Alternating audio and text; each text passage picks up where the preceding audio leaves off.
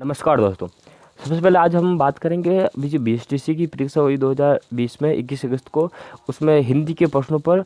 और आपको मैं बता दूं कि इसमें क्या है कि कुछ प्रश्नों में आपको लगता है कि इसमें डाउट हो सकता है, तो उसकी आप अपने स्तर पर जांच कर सकते हैं, क्योंकि अभी तक ऑफिशियल आंसर की नहीं आई है। यह वो प्रश्न है जो मैंने विभिन्न गाइडें और अभी जो आरबीएससी की और एनसीईआरटी की हिंदी की जो प्रकाशित पुस्तक है उसके आधार पर, और एक व्यवहारिक हिंदी व्याकरण की पुस्तक है, तो उन सभी के आधार पर मैंने इसकी व्याख्या करने की कोशिश की है। और आपको लगता है कि इसमें डाउट है तो आप उसको ओरिजिनल आंसर किया है कि उससे मिलान कर दें। ये अंतिम में उत्तर नहीं होंगे, इस बात का आप अच्छे से ध्यान रख लीजिए। वैसे भी 99.99% उत्तर गलत नहीं होंगे, फिर भी इसमें विभिन्न प्रकार की त्रुटियाँ आ सकती है, तो आप अपने स्तर पर जांच जरूर कर ले। कोई भी उत्तर बिना आंसर की के आप सत्य नहीं मानोगे। इसमें आप विभिन्न तरह के डाउट रख सकते हो। इसमें मैं आपको किसी प्रकार का कोई उल्टे सीधे कमेंट करने की ज़रूरत नहीं महसूस करने दूंगा, ठीक है। तो सबसे पहले हम शुरू करते हैं पहले प्रश्न से, और ये शायद पेपर सीरीज का डी पार्ट है ना। तो डी पार्ट का 171वां प्रश्न से अपन का ये शुरू होता है हिंदी व्याकरण, ठीक है। तो अब देखिए, अच्छा कुछ दोस्त इसमें ये कमेंट करेंगे कि इसकी क्वालिटीज़ नहीं आ रही। दोस्तों ये कुछ टाइम पेपर बहुत उड़ते उड़ते आया है हमारे पास, बहुत मुश्किल से आया है। कैसा आया वो हम आपको नहीं साझा कर सकते, पर बहुत मुश्किल से आया है, तो हम माफ़ी चाहेंगे दोस्तों, ये आपको हम बता नहीं सकते। परंतु इसकी जो संदिग्धता नहीं है पेपर, मुझे जहाँ तक पता है कुछ लोग बोल रहे हैं कि ओरिजिनल वेबसाइट से मिला है, तो ठीक है, मेरे वेबसाइट से मिला है तो भी, तो इसकी मतलब पूरा क्वालिटी में तो नहीं है, पर आपको समझने की कोशिश करना, वीडियो एचडी में देखना, ताकि अक्सर आपको स्पष्ट से दिख जाए। अब देखो पहला प्रश्न है, असंगत विकल्प चुने। अब देखो संधि आई हुई है और इसमें आपको असंगत विकल्प चुनना है। अब देखो इसमें आपको क्या गलतियों को नज़रअंदाज करते हुए, गलतियों को ध्यान रखते हुए नज़रअंदाज करना ऑप्शन को, ठीक है। पहला ऑप्शन देखो, पहला ऑप्शन है अभी प्लस नी प्लस आस, शब्द बन जाएगा अभिन्यास। दूसरा ऑप्शन देखो, अभी प्लस वी प्लस आपती, अभिव्याप्ति बन जाएगा इसका, दिख रहे हो आप, अभिव्याप्ति बन जाएगा इसका, ठीक है। आगे देखो, सु प्लस टू प्लस ए, सौष्ठव, क्या ये सही है। आगे देखो, अनु स धन अंग धन इक, अनुसंगिक, क्या ये सही है। अब देखो बात सुनो मेरी, इसमें संधि है, प्रत्यय है, उपसर्ग है, और एक हद तक समास भी है। क्या क्या, संधि, उपसर्ग, प्रत्यय, तीन चीज़ें मान लो, और समास को भी सम्मिलित करो तो चार चीज़ें हैं एक ही प्रश्न में। तो ऐसा प्रश्न आए ना तो मज़ा आता है दोस्तों, हिंदी में ऐसे ही प्रश्न आने चाहिए, मैं तो कहता हूँ। अब देखो इन सबको देखो, अभी प्लस नी क्या बन जाएगा, चलो पहले इसको यहाँ से देखो, न्यास बन जाएगा, नी प्लस आस, ठीक है। कौन सी संधि है, कौन सी संधि है, ऋण संधि है। न्यास बन जाएगा, ई का ये बन रहा है, ठीक है, न्यास तो ये हो गया। अब आगे बी है, अभी इसमें जुड़ जाएगा तो अभिन्यास, कंप्लीट काम है, पहला ऑप्शन सही है।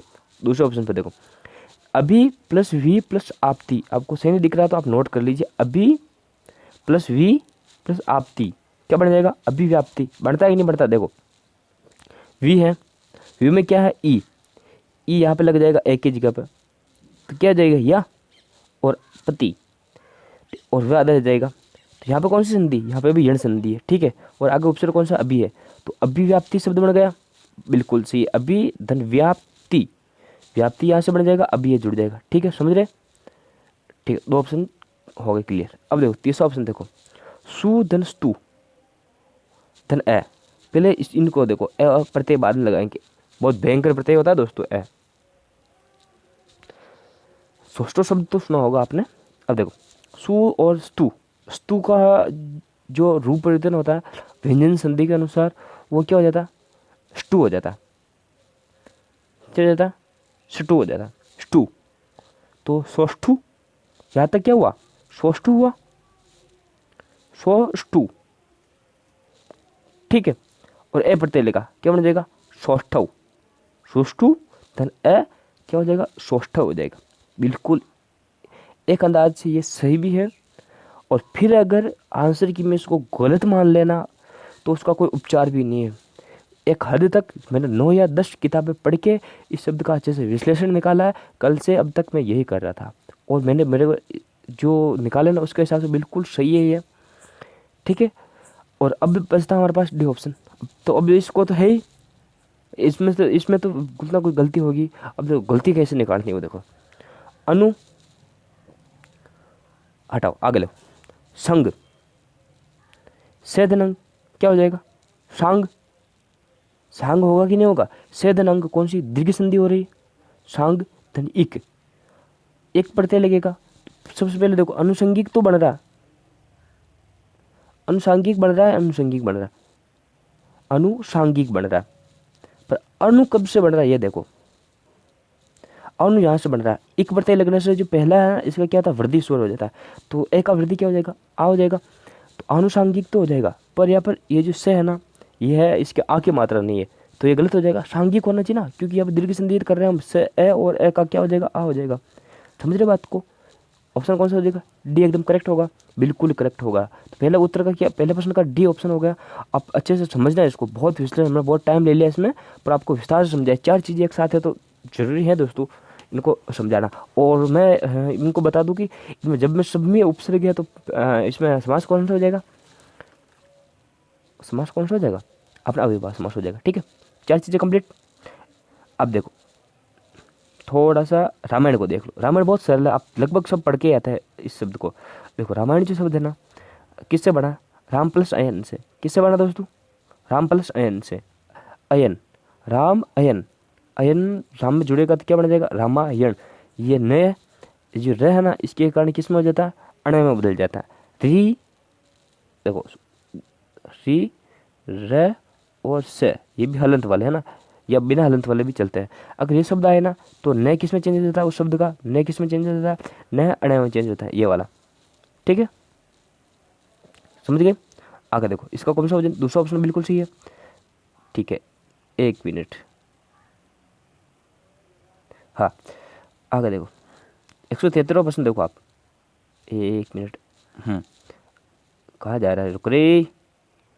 हाँ तो 173वां प्रश्न देखो, निम्न में से कौन सा शब्द निशंक का पर्यायवाची शब्द नहीं है, निशंक का पर्यायवाची शब्द नहीं है। देख लो, सुरक्षित, निर्भय, निश्चित और निशंक।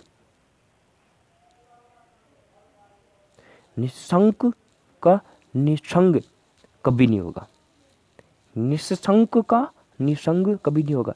देखो निशंक किससे बनता, ऑप्शन छांट के देखो। अब हमें पता है ये का होते कि नहीं होते, ये तो नहीं पता। डी ऑप्शन देखो, निसंग आ रहा है, सा हलंत वाला, ठीक है। और यहाँ पे देखो ये वाला, शब्द तो मिल रहे हैं परंतु देखो अर्थ मिलते कि नहीं मिलते। निशंक बिना संकोच के, बिना शंका के, और निसंग बिना संगति के या अनुचित संगति के। संगति से संबंधित है ये, और ये शंका से संबंधित है। बिल्कुल ऑप्शन समान रूप से या समान रूप से इनका अर्थ नहीं होगा, ठीक है। इस हिसाब से आप इसका उत्तर मान सकते हो। और भी अगर आप इनका विश्लेषण चाहते हो तो कोई भी पुस्तक लेके उसमें निशंक के जो समान अर्थ वाले और अन्य पर्यायवाची शब्द में और विभिन्न अर्थी शब्दों में इनका ढूंढ सकते हो।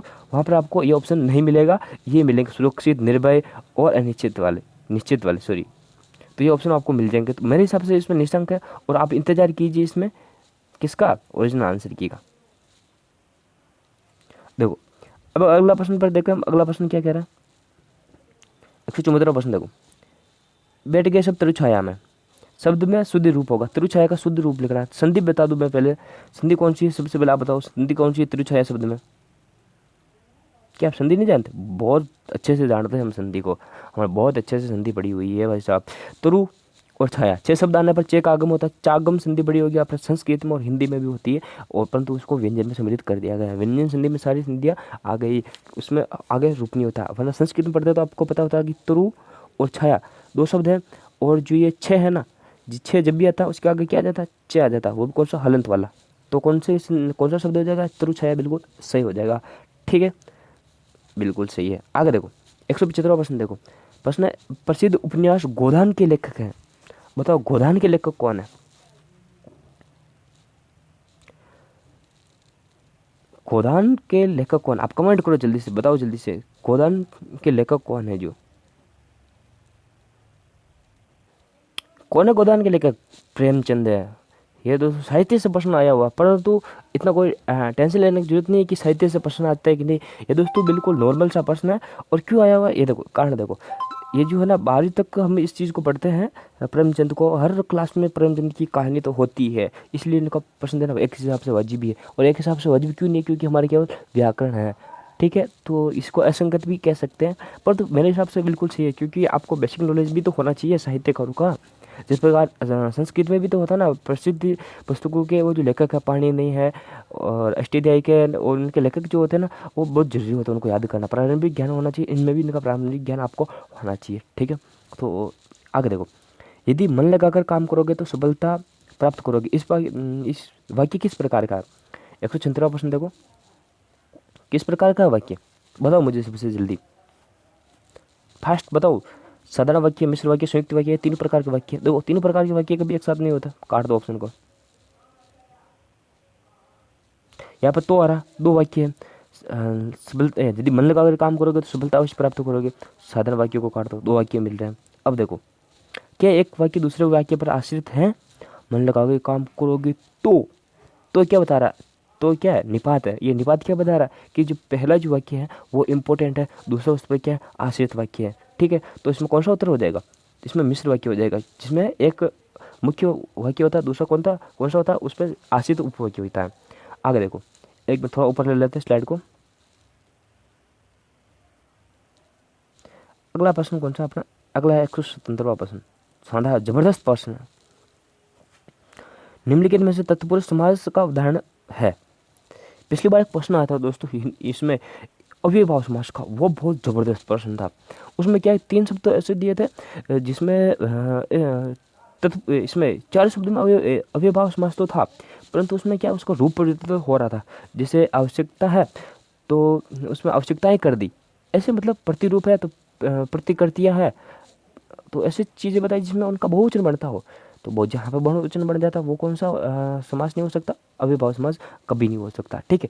तो इस प्रकार के प्रश्न आता है ना समास में, तब मजा आता है। देखो यहाँ पर जबरदस्त प्रश्न है, कौन सा? तत्पुरुष समास का। और कौन सा नहीं है? आशा तीत यथाशक्ति प्रतिदिन आमरण। देखो इसमें आ उपसर्ग है, इसमें प्रति उपसर्ग है, इसमें यथा है और इसमें नहीं है। इसमें आता, आशा और अतीत 2 शब्द मिले हुए हैं, तो ये कौन सा हो जाएगा? ये तत्पुरुष समास हो जाएगा, ठीक है। कौन सा हो जाएगा? तत्पुरुष समास हो जाएगा। तत्पुरुष समास हो जाएगा कौन सा? आशातीत शब्द में। यथाशक्ति में तो आप जानते हो सत्य के अनुसार प्रतिदिन, मतलब दिन दिनम प्रति, यहाँ हिंदी में देखा तो प्रत्येक दिन है ना। आमरण मतलब पूरी जन्म तक, सॉरी मृत्यु तक, है ना, मृत्यु तक। आगे देखो, श्रेष्ठ का विलोम शब्द कौन सा? नीरस हो जाएगा, बिल्कुल देखने की जरूरत ही नहीं। आगे देखो, सोने की सुगंध मुहावरे का अर्थ क्या है? देखो सोने की सुगंध मुहावरे का एक शानदार सा बता दूं मैं आपको। जैसे सोना क्या था? अत्यधिक कीमती है, उसमें भी सुगंध आने लग जाए। मतलब कोई व्यक्ति है जिसमें रंग रूप में अच्छा बहुत सुंदर है, परंतु उसमें गुण भी साथ में सम्मिलित हो जाए तो अत्यधिक, मतलब क्या है? मतलब उसमें एक से अधिक गुणों का समावेश हो गया है, तो इसका क्या हो जाएगा? सुगंधित आभूषण गलत है। और अगर देखो सुंदर आभूषण, आभूषण तो सोना से, तो एक देखो मुहावरे में एक चीज़ होती है, उसका जो शाब्दिक अर्थ कभी नहीं निकलता, जो शब्द दे का उनका अर्थ कभी नहीं निकलता, तीसरा अर्थ निकलता। उस हिसाब से भी आप निकालो ना, तो ऑप्शन सी बिल्कुल सही हो जाएगा। किस हिसाब से? कि जिस जो शब्द मुहावरे की पंक्ति में दिए हुए हैं वो कभी उसके अर्थ में सम्मिलित नहीं होंगे। तो सुंदर वस्तु में गुण का होना इसका सही उत्तर हो जाएगा, समझ गए। थोड़ा फास्ट चलेंगे तो ज़्यादा टाइम नहीं लगाएंगे। अब देखो, अग्नि का प्राय नहीं है, ये तो आपको अच्छी तरह से आता होगा, कोई डाउट नहीं है, डाउट करने की जरूरत भी नहीं है, क्योंकि दोस्तों प्राइवेट सब तो आप अच्छे से पढ़ के हो गए होंगे और बारीकी से। अग्नि, जल और इनके तो सबको ही आता है, अच्छे अच्छे यहाँ पर मारते भी खाते हैं, पर आते भी सबको है। देखो पावक हम जानते हैं, पावक हैं वही, ये अग्नि का एक प्रायवाची शब्द। और कृषाणु तो फेमस है, परंतु मयूख इसका नहीं है। कौन सा शब्द नहीं है? मयूख नहीं है, ठीक है। ये आप जानते होंगे अच्छे से कि अग्नि का प्रायवाची शब्द कौन सा नहीं है? मयूख नहीं है। फिर भी आपको डाउट है तो आप अच्छे से इसका प्रायवाची शब्द सर्च करके उसमें से देख सकते हैं, ठीक है। अगला प्रश्न देखो, अगला प्रश्न है, कौन सा समस्त पद मध्य पद तत्पुरुष का उदाहरण नहीं है? ये बताओ मुझे जल्दी से, आपको इसका कमेंट करना है, बताओ। ऑप्शन मिल जाएंगे आपको, पंचक्की, वनमानुष, मधुप और गिरतान।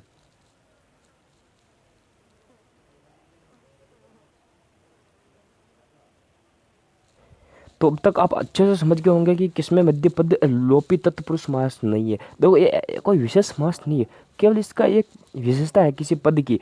किस पद में है ये पवन चक्की शब्द जो है ना, इसमें क्या होता है, पवन से चलने वाली चक्की, ये इसका पूरा विश्लेषण होता है। परंतु जो चलने वाली जो शब्द है उसका विलोप हो जाता है, जिस कारण ये केवल पवन चक्की शब्द रह जाता है। वन मानुष, वन में रहने वाला मानुष, ये भी इसका होता है। परंतु देखो, अच्छा ये नहीं है, हमें देखना ना है। देखो इसमें तो वन, पवन से चलने वाली चक्की, वन में रहने वाला मानुष, और ये क्या, मधु को पान करने वाला मधुप। मधुप क्या होता है, मधु यानी शहद, शहद का पान करने वाला, तो वो क्या हो जाता है, मधुप हो जाता है। आगे क्या है अपना, आगे गिरतान, गिरत रूपी अन्न है ना, तो ये इसका नहीं होगा। कौन सा नहीं होगा, गिरतान नहीं होगा।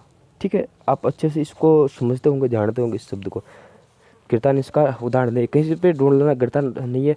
घृत, घृत नहीं, घी होता अन्न नहीं, हम जो भोजन के रूप में ग्रहण करते हैं वो, तो इसका नहीं होगा। ठीक है, बाकी ये 3 पदों में होगा। मैंने एक चीज़ शुरू में नहीं देखी, ये नहीं वाला शब्द नहीं देखा, इसलिए थोड़ा सा मैं मिस्टेक हो गया। मैंने सोचा था कि ये वन मानुष भी है, पवन चक्की भी है, फिर मैं प्रश्न को सही से पढ़ा। ये भी आप कभी भी एग्जाम में देने जाओ तो ये भी अच्छे से ध्यान रखना कि एक बार प्रश्न को अच्छे से पढ़ना, ऑप्शन में अगर डाउट लगे तो वापस प्रश्न को पढ़ना है, ऑप्शन में डाउट लगे तो वापस प्रश्न को पढ़ना, ताकि आपको प्रश्न अच्छे से समझ में आ जाए।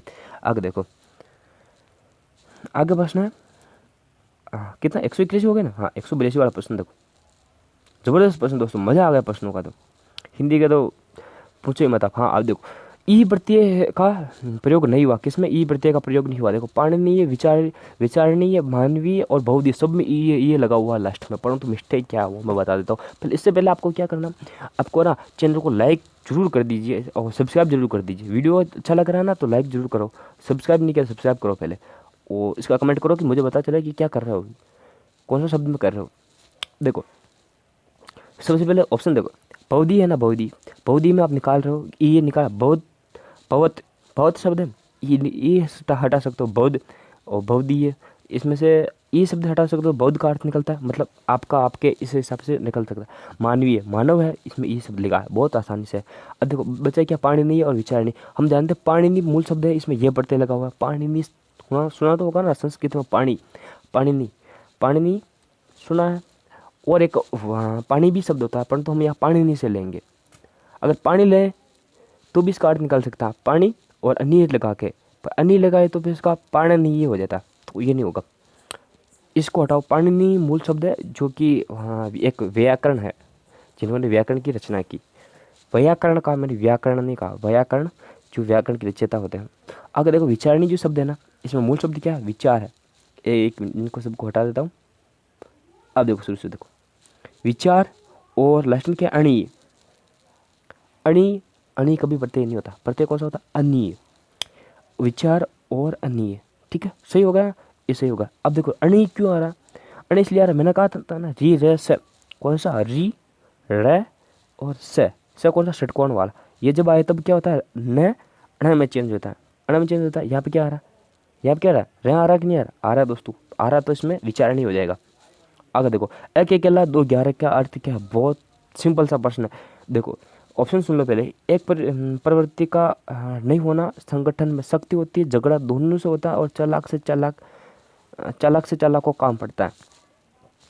एक अकेला 2 11 मतलब संगठन की बात करें तो संगठन में शक्ति होती है, बात खत्म। आगे देखो, और झगड़ा दोनों ओर से होता है, तो इसका क्या मुहावरा क्या होता है, मुहावरा होता है, इसका मुहावरा वो होता है, ताली एक तरफ से नहीं बजती, ताली होता है, ताली क्या होता है, एक हाथ से नहीं बजती है ना, वो वाला। आगे देखो, वह हथियार जो हाथ से थाम कर चलाया जाता है, वाक्यांश के लिए कौन सा शब्द प्रयोग करोगे, ढाल नहीं करोगे, चक्कर, हाथ से मतलब फिक्स है ये व्यक्तिवाचक संज्ञा नहीं पूछी आपसे, जातिवाचक संज्ञा पूछी। तो यहाँ पर कोई अस्त्र और शस्त्र में से निकालना आपको, जो साथ में रहता है, हमारे हाथ में रहता है, जो साथ में रहता है वो कौन सा होता है, शस्त्र होता है। ठीक है, कौन सा होता है, शस्त्र होता है। ऑप्शन बी एकदम सही उत्तर है। ठीक है, कौन सा उत्तर है, ऑप्शन बी उत्तर है। आगे देखो, अनंग शब्द का अर्थ है बिना नग का, नासिका रहित, नाक से रहित है ना, और बिना शरीर का, मिथ्या ज्ञान, बताओ जल्दी से। आपने जो उत्तर दिया ना, जो उत्तर आप वहाँ देखा है वो बताइए पहले, वो आपने क्या उत्तर दिया, फिर मैं आपको बताता हूँ इसका सही उत्तर क्या है। इसमें अगर आप थोड़ा सा विच्छेद कर दो ना तो ही हो जाएगा, संधि विच्छेद तो नहीं, इसमें विच्छेद करो तो हो जाएगा। हाँ, ये इसमें उपसर्ग जरूर है। उपसर्ग कौन सा है? अन उपसर्ग है। अन और अंग से बना है। कौन से? अन्न और अंग। अंग यानी क्या होता है? शरीर, शरीर के भाग का, है ना। अनंग, अनंग इसमें समास कौन सा? बहुवीरी समास। अनंग कौन हो जाएगा? कामदेव। कामदेव को ये अनंग क्यों हुए? भगवान शिव के कारण, जिन्होंने इनको कर दिया था। आगे देखो, प्रश्न ये हो गया कंप्लीट बिना शरीर का, आपको अर्थ समझ में आ गया होगा। ठीक है, तो अगला प्रश्न पर देखो। अगला प्रश्न देखो, वाक्यांश के लिए एक शब्द के संदर्भ में असंगत चुनिए। बहुत आसान है, बहुत आसान है। असंगत चुनना, गलत चुनना आपको। देखो नीचे से चलो। जो कृत्रिम वर्ष वेश धारण करता कौन है? छद्मी। छद्मी व्यक्ति क्या होता है? छद्मी व्यक्ति होता है जो हाँ, अलग, हम न बोलते हैं कि ये व्यक्ति ऐसा है बहुरूपिया।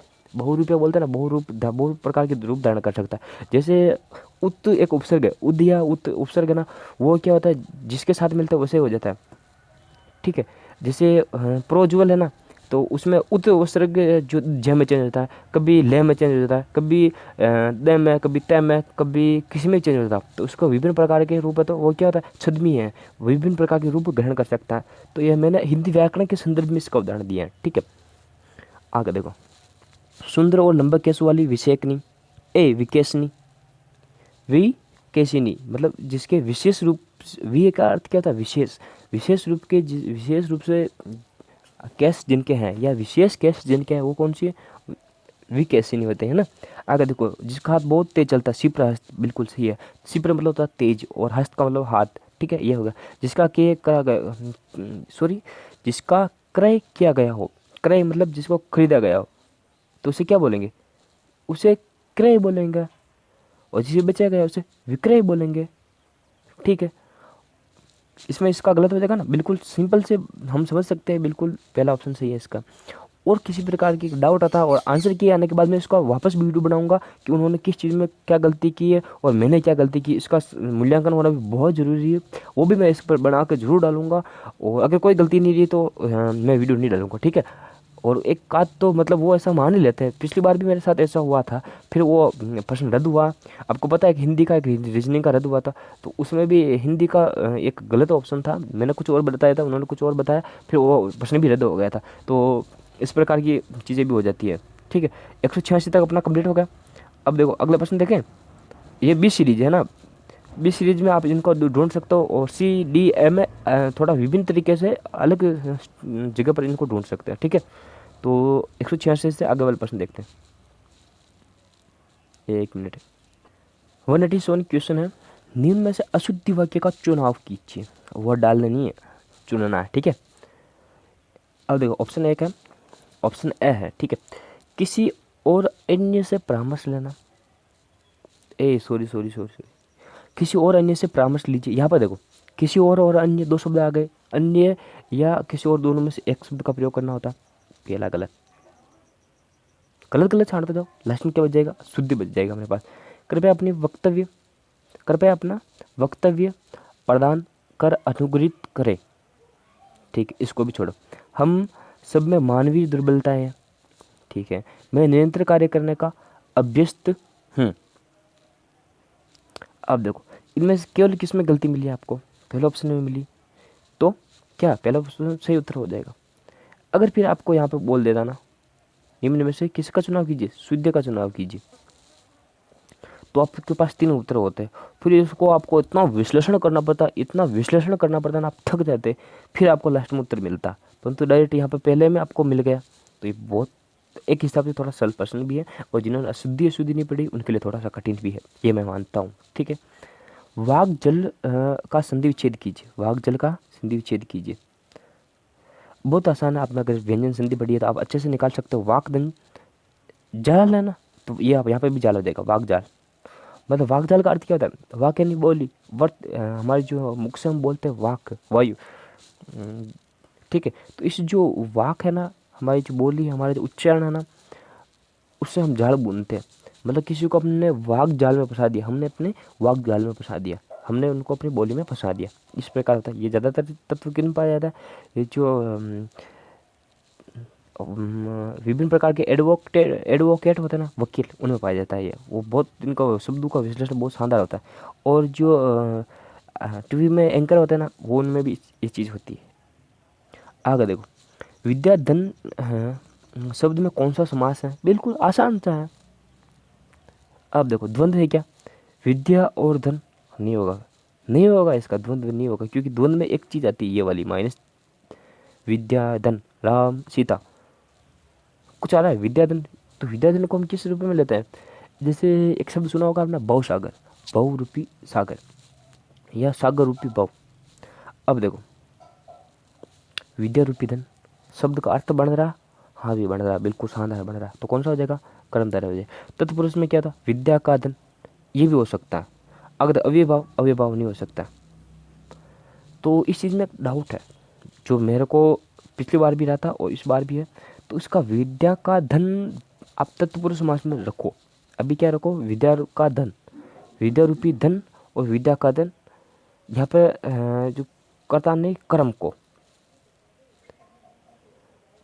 इसमें से कौन सा होगा? अगर किसी में बैठ रहा है तत्पुरुष, तो देखो, कर्ता ने कर्म को कर्ण से संप्रदान के लिए, तो विद्या के लिए धन नहीं होगा। आगे देखो, संप्रदान के लिए अपादान से अलग वन नहीं हो रहा। तो यहाँ पे एक डाउट रख रहा है, तत्पुरुष होगा या कर्मधारय होगा? ठीक है, तो जल्दी से इसको आप मुझे कमेंट करो। अभी इसका मैं एक और अलग तरीके से विश्लेषण करके मैं अभी आपको बताता हूँ, वो ज़बरदस्त तरीका होगा आपके लिए। पहले मुझे आप कमेंट करके बताओ, इनमें से तो आप क्या मान रहे हो? विद्या का धन है या विद्या रूपी धन है?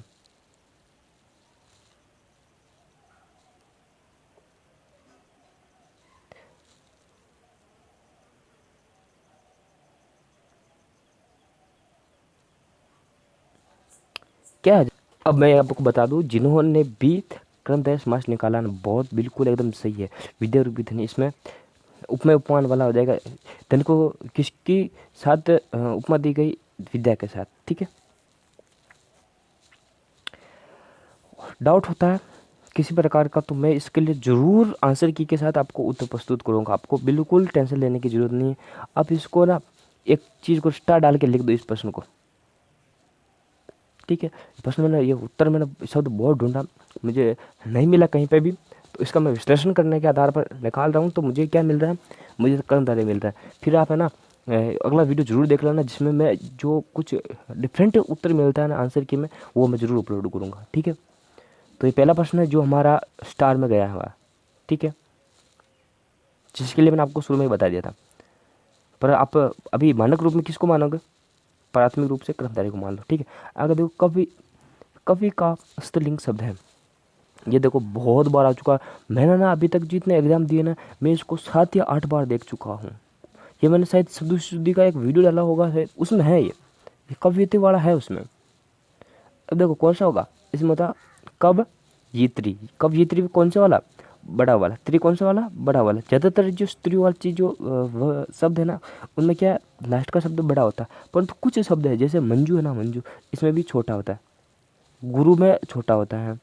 और इस प्रकार कुछ कुछ चीज़ें, विशेष चीज़ें, उनको आप ध्यान रखिए। उनके अलावा सब में बड़ा होता है। ठीक है, स्त्री वाला में।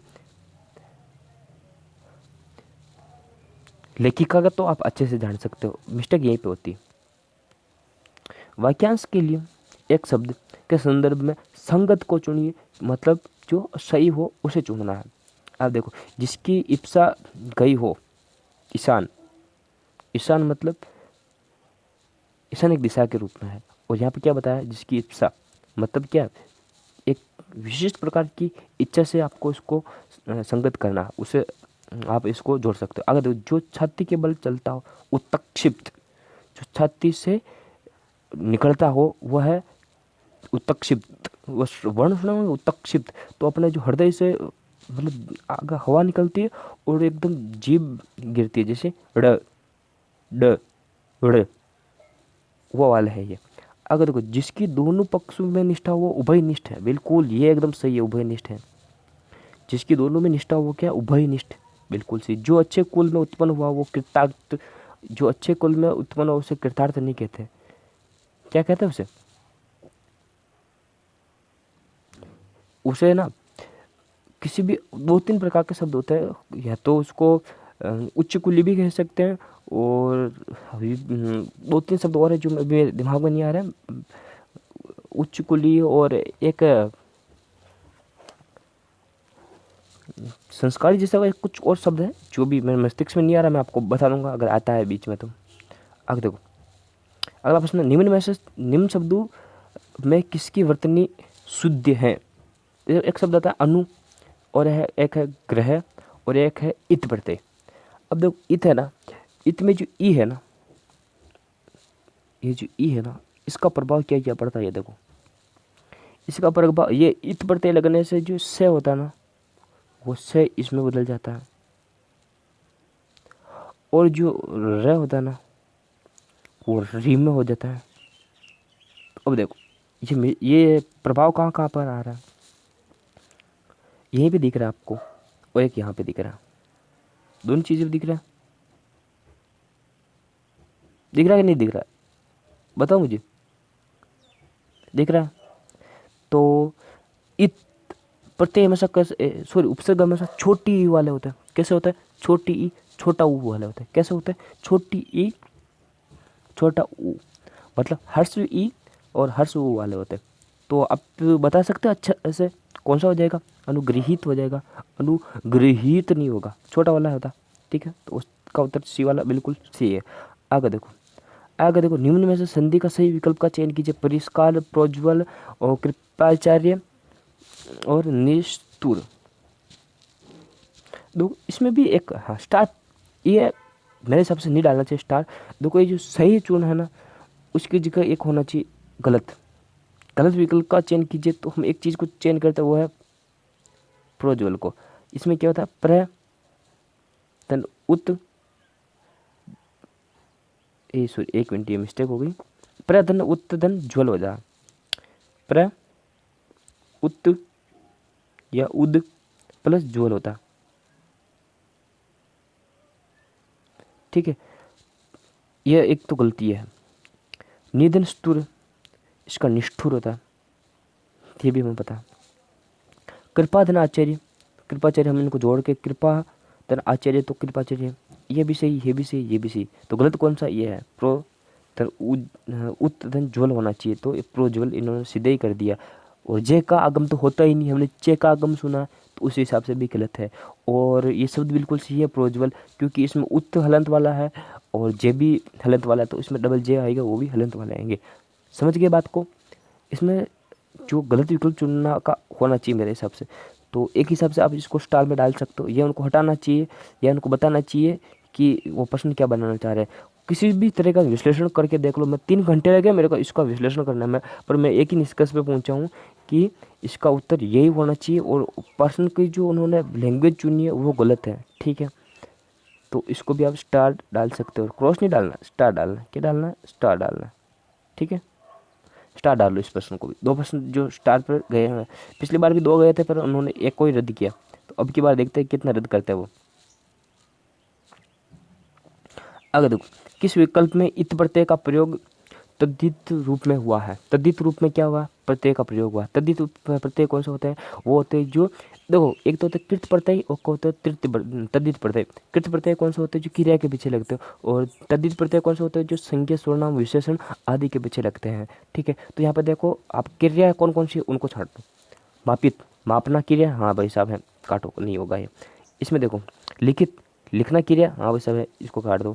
याचित, याचना करना क्रिया, हाँ भाई साहब है, इसको काट दो। आगे देखो दुखी, दुखी होना क्या है, क्रिया नहीं, दुखी होना क्या है, भाववाचक संज्ञा है। और दुख क्या भाववाचक संज्ञा है, और दुखी क्या है, विशेषण है। ठीक है, आगे देखो गुणवाचक विशेषण। अगर अवधूत का अर्थ क्या, ये अवधूत है ना दोस्तों, 2-3 बार आ चुका है, मैं तो कह रहा हूँ कई बार आएगा ये। क्यों आएगा, क्योंकि है ना, हम 12th में एक पाठ है अपना, वो एक फूल वाला कौन सा है, एक फूल वाला कोई पाठ है अपना, मेरे को 2-3 सालों के पढ़े हुए, पर उसमें अवधूत शब्द प्रयोग हुआ है। हाँ शायद सामान्य हिंदी वाले में अपना एक पाठ है, चौथा या पांचवा कुछ पाठ था, अब अगर चेंज हो गई, चेंज तो नहीं हुई अभी तक। उसमें एक अवधूत वाला है शब्द जिसमें फक्कड़ आदमी के लिए प्रयुक्त किया गया है, मस्त और फक्कड़, तो उसका उत्तर ये होता है। ठीक है, ये वहाँ से उठाया गया प्रश्न है। आगे देखो, निम्नलिखित में निर उपसर्ग से नहीं बना, कौन निर उपसर्ग से नहीं बना? एक मिनट, थोड़ा ऑप्शन नहीं दिख रहे, इधर ले लेते हैं हम। हाँ अब देखो दिख रहे हैं ना, निर्वचन, निर्वाह, निरत और निर्मूल, निर्हलंत वाला है ना। देखो जल्दी से, निर्वचन, वचन मूल शब्द है, निर लग गया, निर्वचन हो गया। निर और वाह, निर उपसर्ग है, वाह मूल शब्द है, निरत ये नहीं है। आगे देखो, निर्मूल, निर और मूल है ना, बढ़ रहा है, निरत नहीं बढ़ रहा है। अगर निरत को अलग करें तो निर अत, अत का कोई अर्थ नहीं होता, तो इसमें ये ऑप्शन अपना सही हो जाएगा। कौन सा ऑप्शन? C option, निरत। अब उत्तर भी लिखते जाइए और विश्लेषण भी करते जाइए, समझ बनाते जाइए अच्छे से। उम्मीद करता हूँ दोस्तों अभी तक आपने चैनल को सब्सक्राइब और लाइक जरूर कर दिया होगा। दोस्तों को शेयर कीजिए ताकि उनको भी पता चले विश्लेषण किस प्रकार का आता है हिंदी में और किस प्रकार हम उसको अच्छे से कवर कर पाते हैं। आगे देखो, अशुद्ध शब्द का चयन कीजिए, पीड़ित, जड़मती, योगरूढ़ और निरोगी। दोस्तों इसमें क्या है, बहुत शानदार सा प्रश्न है और बहुत अच्छे से समझ सकते हो। किससे? उपसर्ग से। अगर आपने उपसर्ग पढ़ा होगा, निर उपसर्ग, निर उपसर्ग, अगर किसी निर उपसर्ग के बाद में अगर कोई रह शब्द आता है ना, निर प्लस रह, तो ये जो रह होता है ना, ये रे, ये पूरा रे ही सम्मिलित होता और ये नी होता है, इसको बड़ा कर देते हैं, नी को बड़ा कर देता है। क्यों करते हैं दोस्तों? अब हम एक चीज़ बताता हूँ, इसका व्यवहारिक चीज़ बताता हूँ ताकि आप आसानी से समझ सके। अगर हम बोले निर निर निर निर, धीरे धीरे हम नी को बड़ा बोलने लगते हैं और फिर बोल सकते हैं निर निर निर, तो इस प्रकार क्या होगा? जैसे अब ऑप्शन आपके पास निरोगी, ठीक है, प्रश्न है निरोगी और बहुत सारे हैं, पर निरोगी शब्द से देखो, निर तन रोगी, निरोगी, निरोगी, निरोगी, धीरे धीरे हम निरोगी बोलने लग जाते हैं, तो इस प्रकार निरोगी शब्द बन जाता है। परंतु क्या होता है, ई है ना, ई दीर्घ होता है, एक दीर्घ होता है। एक नियम भी याद कर सकते हो, व्यवहारिक रूप में आप बोल बोल के भी इसको देख सकते हो। जो ई है ना, ई, ये बड़ा हो जाता है, निर तन रोगी से बन जाता है। ये इसमें क्या अशुद्ध है। बाकी योग रूढ़ सी है, जड़मती सी है, पीड़ित सी है, ये संस्कृत के मूल शब्द अगर इनके नीचे ये होता ना नुक्ता तो भी ठीक है। यहाँ पे ये सॉरी यहाँ पे, तो इसमें कौन सा? ये डी वाला ऑप्शन, ठीक है। आगे देखो, द्वंद्व समास के भेदों के संदर्भ में असंगत चुनिए। बहुत मस्त प्रश्न है। गंगा यमुना इत्यत्र, इकहत्तर, इतरेतर द्वंद्व, कृष्णार्जुन वैकल्पिक द्वंद्व और बाल बच्चा समाहार द्वंद्व। असंगत चुनना, पहले आपको संगत तो देखो कि ये क्या क्या होता है। द्वंद्व समास पढ़ा होगा अच्छे से, तो मुझे इसमें कौन सा उत्तर होगा। बहुत अच्छे लेवल का प्रश्न है ये। पहले मुझे आप कमेंट करके बताओ, ऐसे प्रश्न को आप कमेंट करना पड़ेगा, जल्दी बताओ। तो एक इसका मैं बिल्कुल विश्लेषण के साथ इसका उत्तर बता दूं मैं आपको। इसका उत्तर क्या हो जाता है, इसका देखो, इतर क्या होता है? इतर द्वंद्व क्या होता है? जिनमें दोनों शब्द क्या हो, एक दूसरे से विभिन्न अर्थ रखते हो, भिन्न हो, है ना, भिन्न अर्थ हो और जिनका अपना स्वयं का एक अर्थ हो। और वैकल्प में क्या होता है, जिनको आप दोनों में से एक को चुनना होता है। समाहार मतलब एक अर्थ का अर्थ निकलता है, एक शब्द का अर्थ निकलता है, दूसरे का अर्थ नहीं निकलता है, उसको उसके साथ में सम्मिलित करते, दोनों को साथ में ही बोल जाते हैं। ठीक है, ये तीन शब्द आप समझ गए। अब देखो कहाँ कहाँ पे ये प्रयुक्त होता है। गंगा यमुना इतरतर द्वंद्व बिल्कुल सही है, क्योंकि दोनों को अपने आप में अर्थ है। 71 70, देखो पहले देखो, इक किससे बना? एक से, एक और 70, एक और 70, अपना अपना विशिष्ट अर्थ निकल रहा है, खुद का अपना अर्थ निकल रहा है, बिल्कुल सही। आगे देखो, बाल बच्चा समाहार द्वंद्व है, बाल का इतना विशेष अर्थ नहीं है, पर बच्चे का अर्थ है ना, बच्चे का क्या अर्थ है इसमें, बाल का भी अर्थ है वैसे भी, तो बालक से बाल है ना। आगे देखो, कृष्ण अर्जुन। अब वैकल्पिक द्वंद्व किस में होता है? जिसमें से आपको दोनों में से एक में चुनना होता है, जैसे सत्य असत्य, सुख दुख, या गलत सही। तो क्या आपको इनमें से दोनों में से एक को चुनना? कृष्ण और दोनों अर्जुन, दोनों में से एक को चुनना नहीं। कृष्ण और अर्जुन दोनों शब्द हैं, दोनों कौन से अपने विशिष्ट अर्थ के साथ प्रयोग हो रहा है, तो क्या होगा इसमें? इतरत्तर द्वंद्व समास होगा। इतरत्तर द्वंद्व समास होगा तो इसमें विकल्प वाला गलत हो जाएगा, वैकल्पिक में। अच्छा, वैकल्पिक में एक प्रत्यय है, एक प्रत्यय के कारण विकल्प वैकल्पिक में बदल गया है, ठीक है। ये भी आपको विश्लेषण करके मैं बता देता हूँ। आगे तो दो प्रश्न बचे अपना। देखो, सेकंड लास्ट प्रश्न है, अंधे की लकड़ी मुहावरे का अर्थ के सबको पता आसानी से एकमात्र सहारा। बिल्कुल सॉरी, डी पे लग गए अपना, जल्दी। वहाँ पे भी इस प्रकार की गलती मत करना जो अभी मैंने कर दी। क्या है? सी ऑप्शन है, एकमात्र सहारा, है ना, ये इसका होगा। अब जानते हो अच्छे से अंधे की लकड़ी होता हूँ। आगे देखो, निम्न में से कौन सा शब्द परी उपसर्ग से बना हुआ है? कौन सा बना हुआ?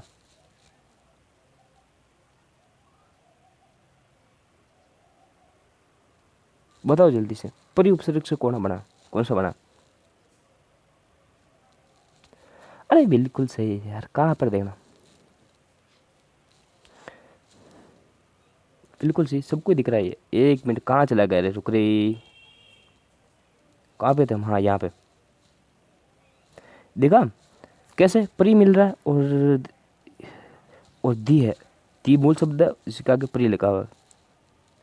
परी मतलब चारों ओर, चारों ओर की जो एक विशेष क्षेत्र है, वो कौन सा था? वो परिधि होता है। और इसमें प्र उपसर्ग है, इसमें प्र उपसर्ग है, और इसमें वापस पर उपसर्ग है। पर उपसर्ग है, पर और जीवी, ये पर और दक्षिणा, ये परा और काष्ठा, ये परी और दी। समझ गए? ऑप्शन है इसका सही उत्तर हो जाएगा, ये इसका सही है ना। तो ये था इसका वीडियो हिंदी का, और बाकी का वीडियो भी हम बहुत जल्द अपलोड करते हैं। और तब तक आप चैनल को लाइक, शेयर और कमेंट जरूर कर दीजिए। आपने सब्सक्राइब नहीं किया, प्लीज़ सब्सक्राइब करके जाइए, क्योंकि दोस्तों कल शाम से मैं इसके लिए पूरा प्रयास कर रहा हूँ इसका उत्तर और विश्लेषण ढूंढने का।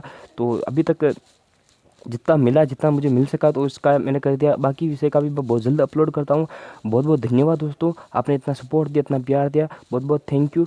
और बस यही है कि आपके अच्छे से अच्छे नंबर आए होंगे, उम्मीद करता हूँ आपका अच्छे से सिलेक्शन होगा, और आप अच्छे से तैयारी करेंगे और आपकी जॉब लग जाए। Thank you so much, have a nice day. Thank you so much दोस्तों।